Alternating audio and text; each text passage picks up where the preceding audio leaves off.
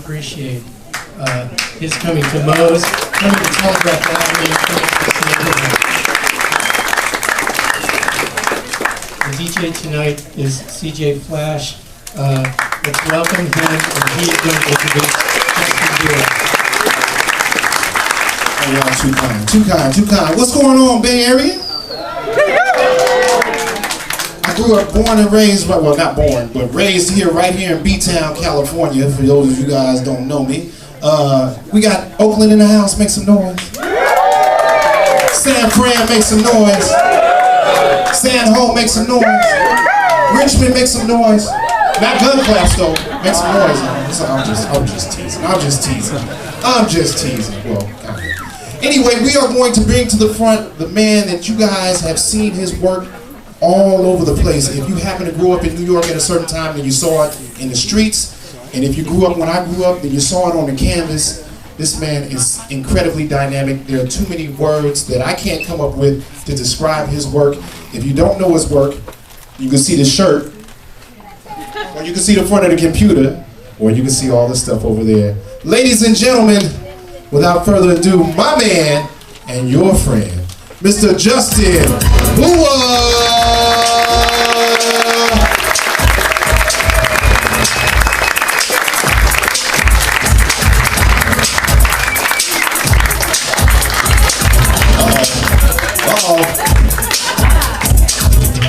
So y'all didn't know he was a B-boy.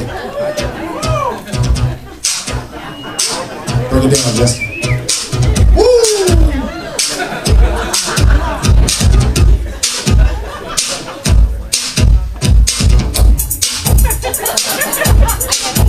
See, that's the original style. Uh-oh.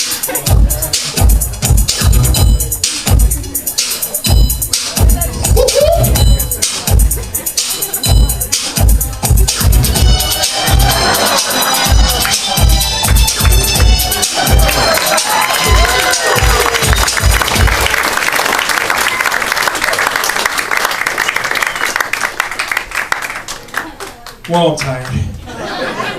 Woo! Getting old, but getting winded from some bullshit moves. Parents and moms. Where's my own child? Akira, say what's up to everybody.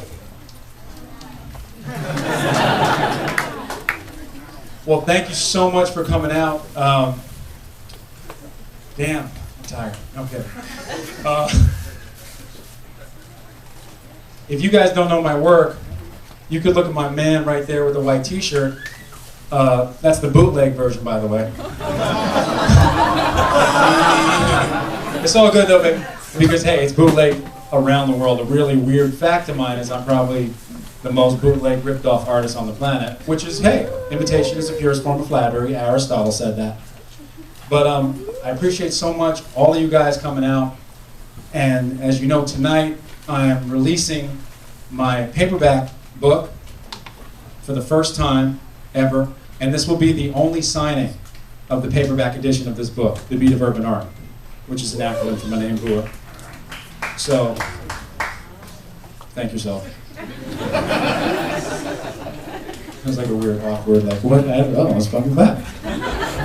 So, it's just amazing to be here, and more importantly, it's amazing to be here because I'm actually showing for the first time ever my Michael Jackson painting.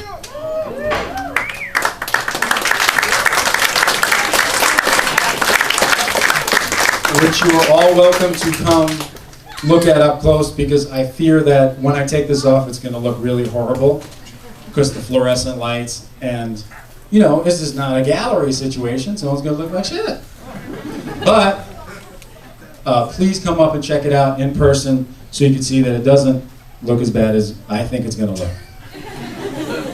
So a little bit about myself. I just want to talk about myself. It's my favorite subject. It's amazing. Me. Is I'm originally born and raised in New York City, the Upper West Side, what we like to call the Upper Best Side.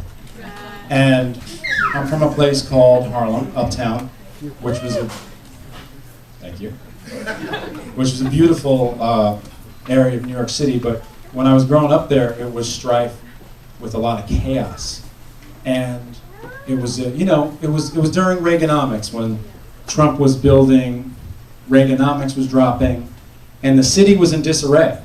There was a chaos in the city, and it was like the Wild Wild West, where people weren't even hiding their guns anymore. And I had 2 SROs on my block. Anyone know what an SRO is? Besides the people who live in them? Single room occupancy, thank you. I had 2 on my block, over 200 in my neighborhood.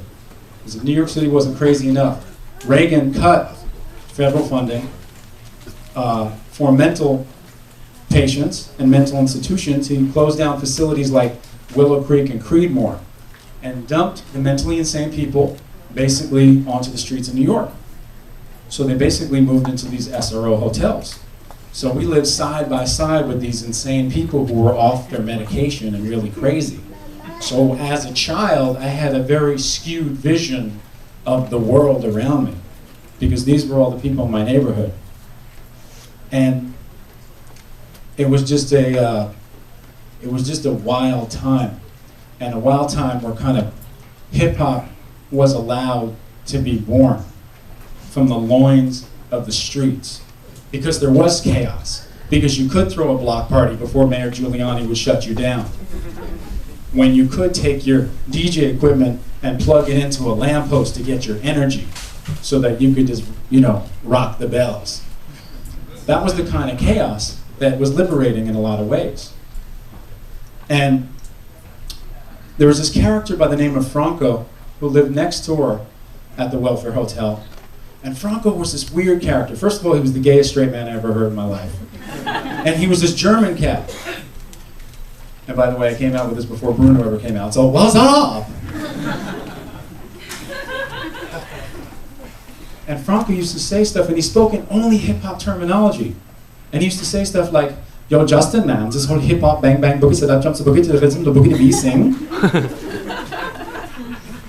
It's totally weird. It's like a fucking jungle sometimes. It makes you wonder how I keep from going under.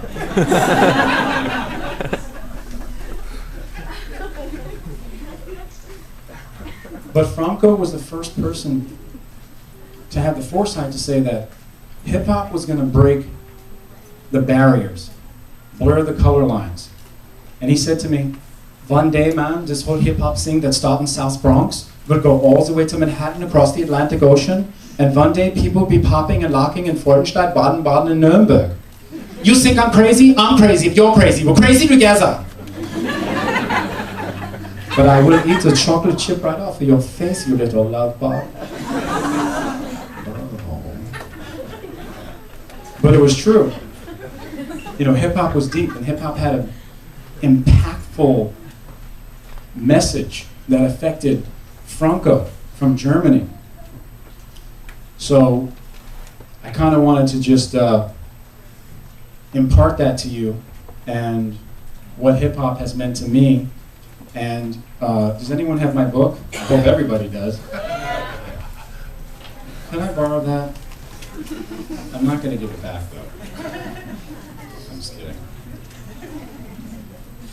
It's really pretty.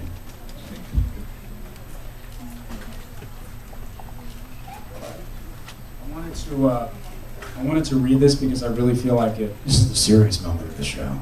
I'm get serious. I was going to go talk about my crazy neighborhood and all the Puerto Rican girls, but you guys don't want to hear that. Unless you really do. Yeah. You do? Yeah. I'm just going to tell one story, just because I really can't not tell when I'm talking about New York.